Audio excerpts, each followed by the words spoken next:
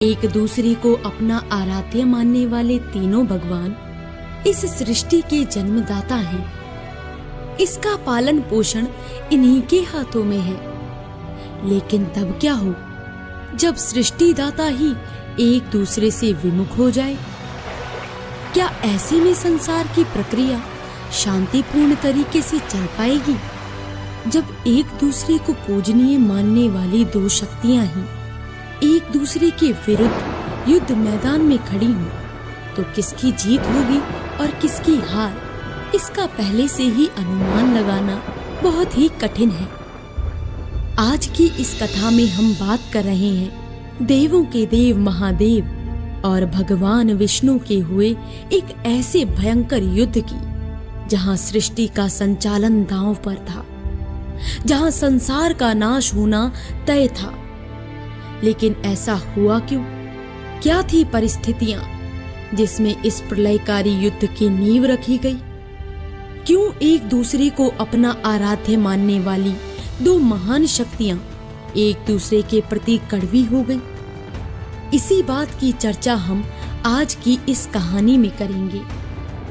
प्राचीन काल से ये कथा बताई जा रही है कि जब भगवान शिव अपने साकार रूप में आए तो उन्होंने खुद से प्रकृति यानी मां आदि शक्ति को अलग कर दिया। ऐसे में सृष्टि के संचालन पर प्रभाव पड़ रहा था। बात की गंभीरता को देखते हुए भगवान विष्णु और ब्रह्मा ने एक निर्णय लिया। ब्रह्मदेव, सृष्टि के संचालन हेतु हमें ही कोई निर्णय लेना पड़ेगा, अपितु संचालन की प्रक्रिया डगमगाने लगेगी। बात आप बिल्कुल सही कह रहे हैं। भगवान शिव के इस तरह विमुख हो जाने से सृष्टि के संचालन पर कोई प्रभाव ना पड़े, उसका हमें ख्याल रखना चाहिए। और ऐसे में हम दोनों को ही मिलकर त्रिदेवों से जुड़ा काम संपन्न करना होगा।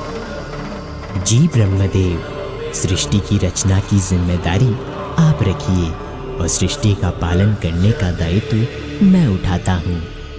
भगवान शिव का इस तरह खुद से मां आदि शक्ति को पृथक कर देना इस संसार के संचालन पर बहुत बड़ा असर डाल सकता था। इसीलिए भगवान विष्णु और ब्रह्मदेव ने इसकी जिम्मेदारी खुद से उठाई।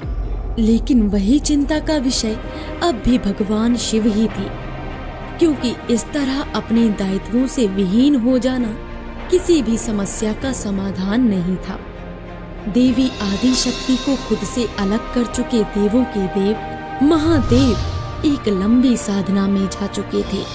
वहीं दूसरी तरफ ब्रह्मांड का सही ढंग से संचालन करने के लिए भगवान ब्रह्मा ने अपने कई संतानों और सप्त ऋषियों को जन्म दिया।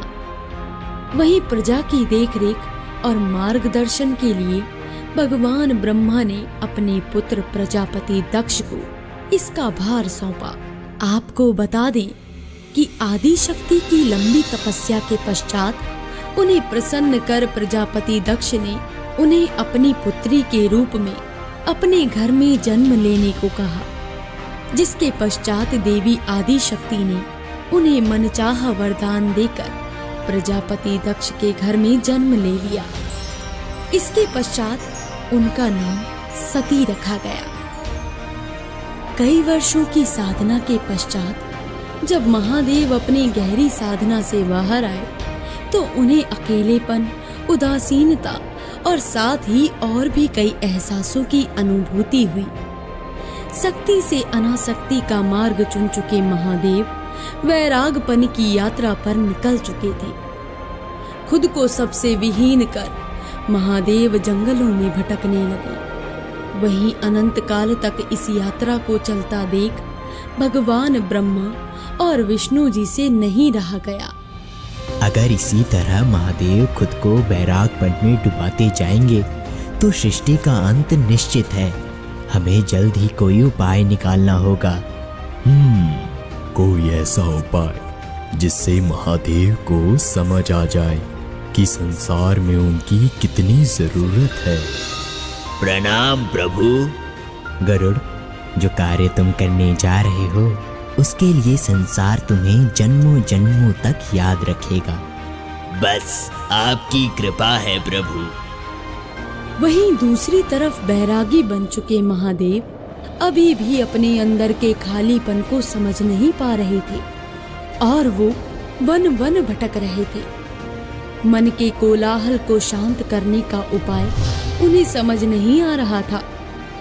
देवों के कई बार समझाने पर भी महादेव आदि शक्ति को अपना नहीं रहे थे। बिना आदि शक्ति के मिलन के महादेव खुद को पूर्ण नहीं कर सकते थे और ना ही खुद के अशांत मन को शांत कर सकते थे। शक्ति को यूं खुद से विहीन कर देना न सिर्फ शिव को वैरागी बना रहा था, अपितु संसार को भी अपूर्णता की ओर ले जा रहा था।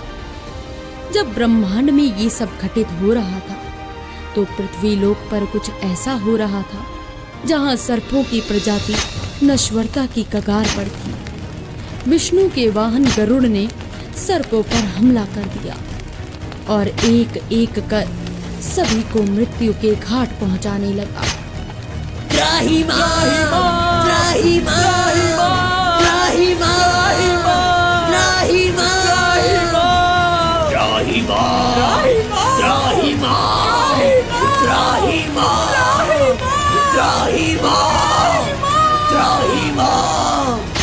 गरुड़ की क्रूरता बढ़ती ही जा रही थी। वो एक एक कर सभी सर्पों को मार देना चाहता था। अपने भाई बंधुओं को मरता देख वासुकी से रहा नहीं गया और वो सीधा महादेव के पास अपनी रक्षा की प्रार्थना लेकर गए।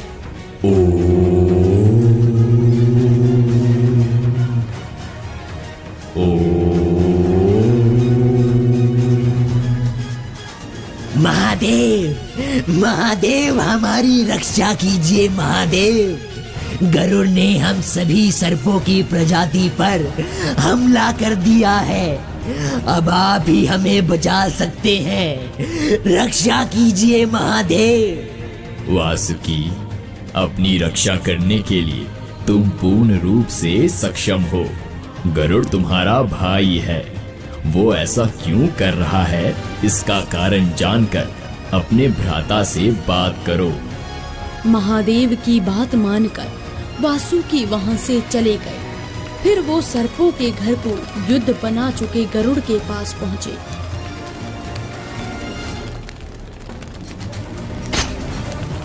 गरुड़, ये सब उचित नहीं है। सर्पों पर हमला कर तुम नियमों का उल्लंघन कर रहे हो।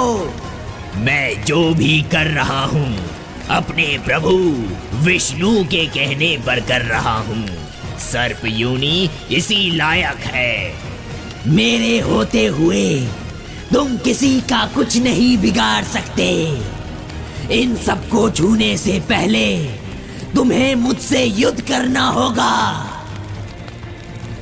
सर्प योनि की जान बचाने के लिए वासुकी ने गरुड़ के साथ युद्ध करने का निर्णय लिया।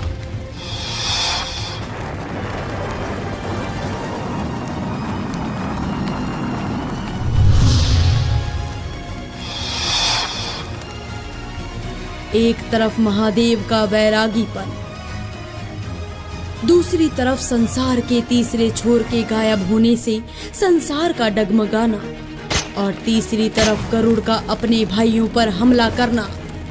ये सब किस दिशा की ओर ले जा रहा था? क्या भगवान महादेव अपने वास्तविक रूप को अपनाकर सृष्टि का संचालन ठीक से करवाने में ब्रह्मा और विष्णु की मदद करेंगे? क्या वासुकी और गरुड़ के युद्ध को खत्म किया जा सकेगा? इन सब प्रश्नों के उत्तर के लिए देखना न भूलें इस कहानी का भाग 2 हमारी अगली कड़ी में। तब तक के लिए हरि ओम।